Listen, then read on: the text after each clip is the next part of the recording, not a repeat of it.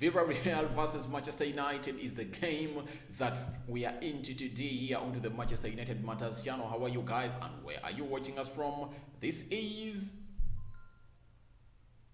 the Manchester United Matters channel. Smash the like button, comment and share. I go by the names of Rokan David, aka RD, to this channel in there. Manchester United, this is Michael Carrick's first game as the interim manager for Manchester United, and we don't know how things are really going to go on because it looks like things aren't easy and for the entire club as we speak right about now. Manchester United is really that club that needs to win this game and take this home. If at all they win it, they would have guaranteed themselves through to the next stage of the Champions League, that is the round of 16 that we have taken long without going to, because the previous Premier Champions League season we failed to clinch that position in there. So it's really crucial for Manchester United, and as you know, we are here and the confirmed team news is already out as you see it there on your screen. It's David De Gea for you in goal, Victor Lindelof, Harry Maguire starting in there, Ronaldo, Anton Martial, Freddy, Sancho, Alex Telles, Aaron Wan-Bissaka,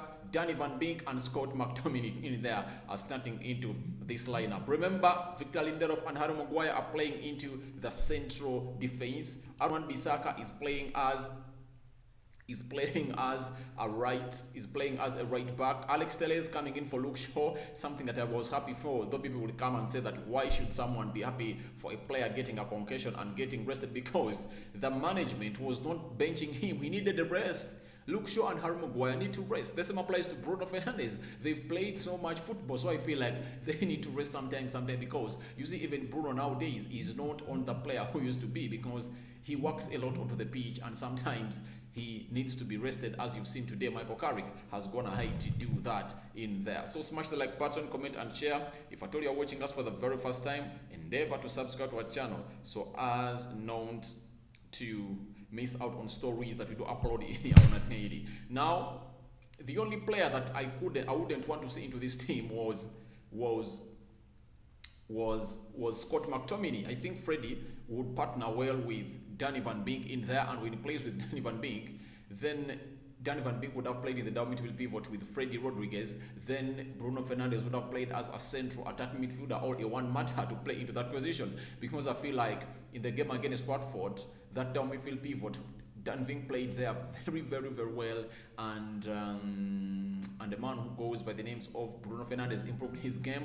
Anton Martial, I predicted him to start into my predicted lineup that you guys have watched onto this channel, and he has started in there. That is Anton Martial in there for you. He has started, and I predicted that he was going to start. Jadon Sancho is in, Ronaldo is in. So this time around, look at this team of Manchester United, and I really feel like chances are going to be there. Chances are going to be there for Ronaldo to score, because Anton Martial and Jadon Sancho are so much into creative forwards, not play that they are not so much into, they're not greedy. That's what I can tell you, because most of the players I've seen are not greedy, because they know we can turn out things, and a good player knows that even when I assist, I am appreciated. And by the way, a player who does an assist is the most appreciated player onto the pitch, because getting that ball to the final consumer like Ronaldo to hit at the back of the net is the easiest job.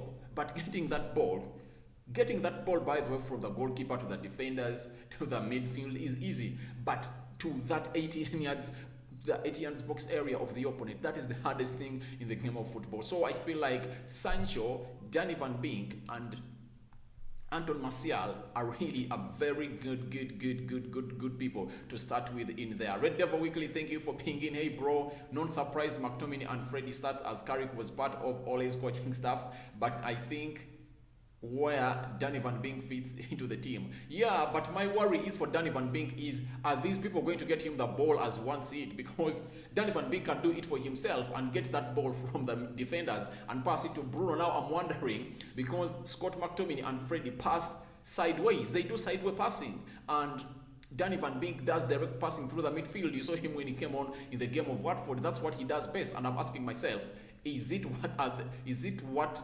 Freddie is going to do to Danny Van Beek? Because he needs to get that ball, because if at all Freddie and Scott McTominay don't get the football to Danny Van Beek, there is no way you expect Sancho and Martial to be into this game. And Sancho and Martial, if they're out of this game, expect Ronaldo to be out of this game. And I would like us to utilize Alex Telles a lot, because when Danny Van Beek is into this game, Martial will leave that line, because Martial does not play that line ball. He does not play that line. He plays coming inside. And when Martial comes inside, we expect him to let that space for Alex Telles. Alex Telles is good on a very good cross. And this time around, I think Ronaldo is going to score a goal courtesy of a cross coming in from a man who goes by names of Alex Telles, because Telles is really good. Aaron Bissaka is slowly improving, but he needs a proper manager to really get him to a level of a cross like that of Trent, Reece James in there,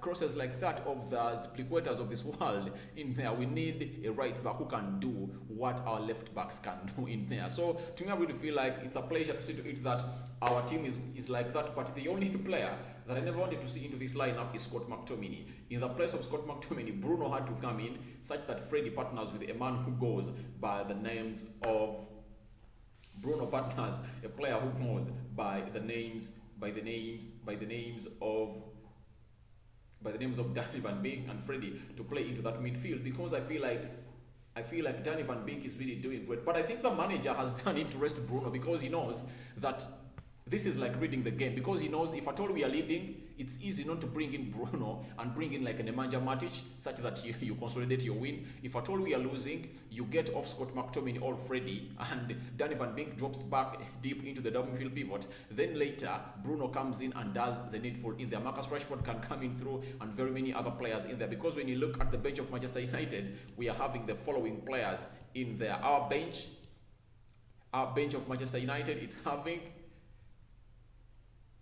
the bench of Manchester United is having Heaton, Henderson, Eric Bailly, Diego Dello, Bruno Fernandes, Jesse Lingard, Juan Mata, Nemanja Matic, Amad Diallo, and Rashford in there. So I think we're really having a better bench in there. But all in all, I really feel like Scott McTominay wouldn't have been an inclusion into this, because I really feel like we had to go in and win this. We had to go in and win this immediately. No reason of us even waiting to see to it that we should wait and win this game in the late hours, because we have to rest. Our players use a lot of energy. Each and every time you allow a team to go in front of you and you come from behind to equalize and win that game, you lose a lot of energy. Calories are lost.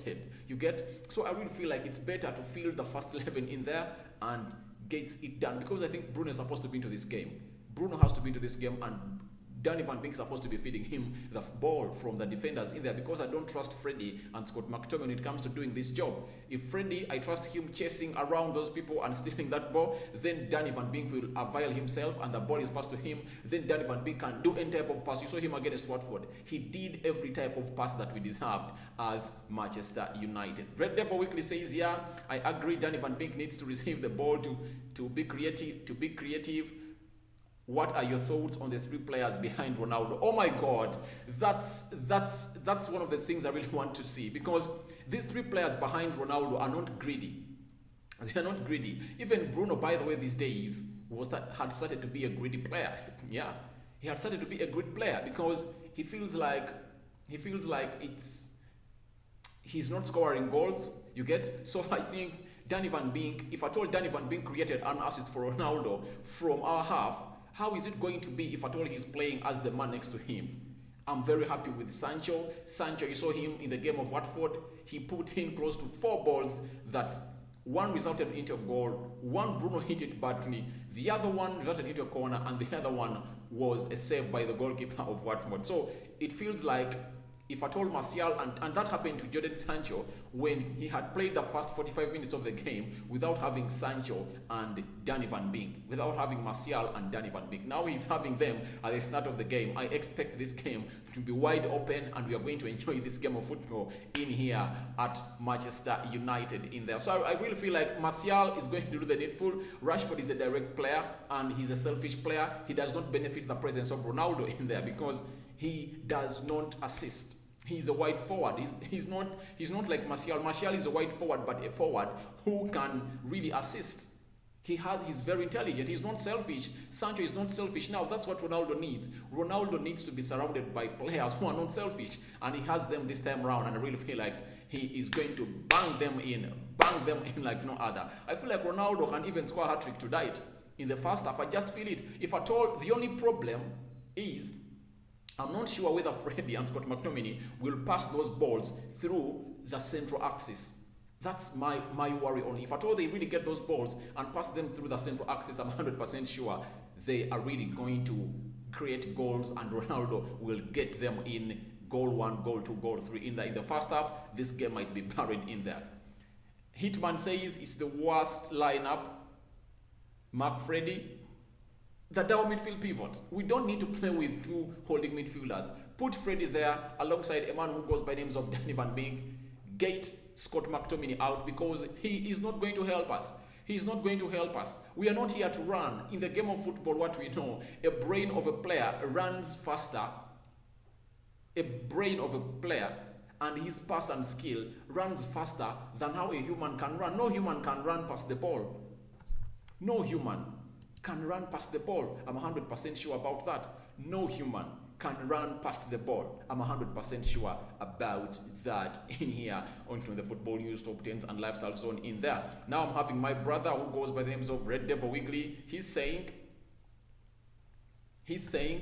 Rashford and Fernandes haven't been playing well recently, so I think it's not a bad decision to drop them, but Maguire and Scott McTominay should have been top of the list. Harry Maguire shouldn't be starting any game of football at Manchester United. He's supposed to be benched. Eric Bay is supposed to come in and play that role alongside Victor Lindelof. I've 100% said on each and every podcast I do onto this channel that if at all a competent manager comes in at Manchester United, you are going to be worried. Harry Maguire and Victor Lindelof are going to find themselves onto the bench of Manchester United. Rafael Varane and Eric Bay are going to be the ideal centre partnership of Manchester United. Trust me, just watch the space. Watch the space. When a competent manager comes in, there is no way Harry Maguire starts ahead. Harry Maguire or Lindelof starts ahead of a man who goes by the names of